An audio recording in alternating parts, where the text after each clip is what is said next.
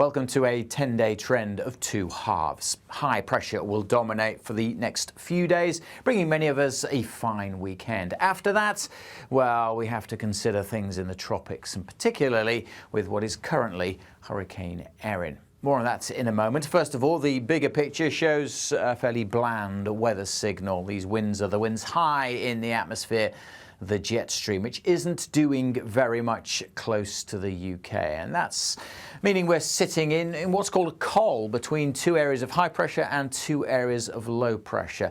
But what we will see over the next day or so is the high pressure building in, both from the north and from the west. And that high pressure will control our weather for the end of this week and indeed into the weekend, gradually working its way from west to east. When high pressure is in control, the air is generally sinking, which means there'll be a lot of dry weather. But things are starting to stir out in the Atlantic by the time we get to this stage. The jet stream is becoming a little agitated, and the reason for that is tied into this area of low pressure, which, as I say, is currently, at time of recording, Hurricane Erin. It's going to track northwards and it will no longer be a hurricane by the time we get to the weekend, but it is still going to have big impacts on our weather one way or another eventually. We'll get to that in more detail shortly, but let's get back to the shorter term. With the high pressure building in, there is going to be a lot of fine weather, but also cooler air is spreading its way across the country. So some cool, fresh mornings likely. Friday morning temperatures in the countrysides down into single digits, quite a bit cooler than it has been. You'll notice that fresher feel for the journeys to work. So yes, it is turning a little bit cooler over the next couple of days, but temperatures will probably start to rise then as we go through the weekend, because the high pressure is building its way in, gradually shifting out into the North Sea. Under that area of high pressure, old weather fronts trying to move in from the west will introduce a bit more cloud. So it's not a clean high, it's what we call a dirty high. It will have quite a bit of cloud mixed in with it. But still, most of us will have a dry weekend. Most of us having a bank holiday. It's not a bank holiday in Scotland, I know, but elsewhere it is. So a 3-day weekend, which promises a lot of dry weather. Not good news if you're after rain, of course, and it has been a very dry summer. It's also been a pretty warm summer, and it is likely to turn a little warmer after that fresher feel through the end of this week. Temperatures will be rising for Saturday and Sunday. Let's take a look at the numbers then for the weekend. It'll vary depending on whether it's cloudy or sunny, but certainly on Saturday with a bit of sunshine across the south, we could see those temperatures getting up to 24, maybe 25 degrees Celsius. Temperatures probably rising with the help of insulation, with the help of a bit more sun by the time we get to Sunday. More widely over 20 Celsius, low 20s across pretty much all parts of the UK, maybe high teens across northern Scotland. But in the south, 24, 25, perhaps even 26 degrees Celsius. So those temperatures ticking up again through the weekend, still close to or maybe a little bit above average. This map is comparing those temperatures on Sunday to the mid-month average. You can see Scotland in particular, parts of Northern Ireland likely to be a little bit above average. So it'll feel warm this weekend in the sunshine, albeit with slightly cool mornings still. What about Monday? As I said, a bank holiday for many of us. High pressure likely by then to have established itself across into the North Sea and bring many places a fine day. Throughout the weekend, there's always the possibility of some showers coming into the west, and they can't be completely ruled out, particularly on Monday across the far southwest, because we could see things getting a bit complicated by then, because of this weather system, which is, of course, what's left of Erin. I say what's left of Erin because we track it back to the shorter term. This is where it's moving at the moment, up the eastern side of the United States, staying out to sea generally. At the time of recording, it is a hurricane, but as we go through the weekend, it will go through what's called extra-tropical transition. Now, if you watch Aidan's deep dive from yesterday, I highly recommend it. He talks in great detail about how this weather system, how Hurricane Erin pushing northwards takes warmer air with it right the way through the atmosphere, and it's that pushing northwards in contrast to the colder air further north that really sparks the jet stream into life. Pretty feeble at the moment, but by Erin moving northwards, it creates that temperature contrast, which really generates this first arm of the jet stream. So Erin really initially pushes the jet stream on, but then what happens, as it changes, it goes from being a hurricane to being a more typical area of low pressure. We say it goes through extratropical transition. So it's no longer a hurricane, it's no longer a tropical storm, it's no longer being fueled by the sea because it's moved northwards over cooler waters. It's now a classical weather system.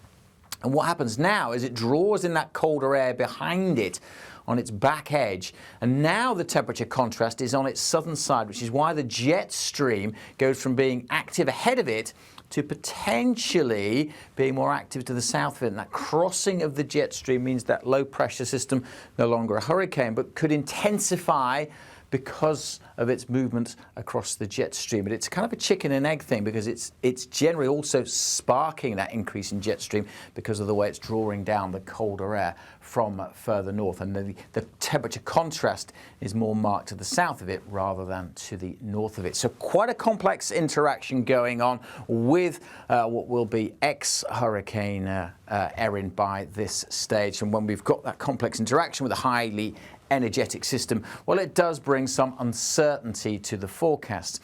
Most of the computer models are in agreement now that the jets will dip down and the low pressure will head up out into the mid-Atlantic. So this is by Monday, still quite a bit away from the United Kingdom. And as the jet digs in like this, well, it's not really pushing this system along. It kind of sits still, so it could become quite slow moving out in the Atlantic. Now, I said most of the models are in agreement now, more so than they were 24 hours ago. And I can show you that on this chart. These are the three models that we use most frequently here in the Met Office. The one behind me here, that's the one I've just shown you, the UK Met Office model. That's the weather system out here. These are all from Monday. There's the UK sitting there.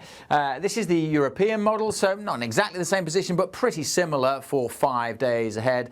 There's that weather system, and there's the UK. And the American model, GFS, has it also in a pretty similar position as well. Now, these are the deterministic, the main computer model runs. Obviously, if you watch the 10-day trend or a deep dive often enough, you'll know that we don't just look at one computer model run. We run the model many times, and that's what's called an ensemble forecast. And then we generate things like these, the postage stamps, for the same time frame for Monday. These are the ones from our model looking at where the low pressure could be. Now, I don't expect you to read too much into the detail for this, but just giving you a few examples.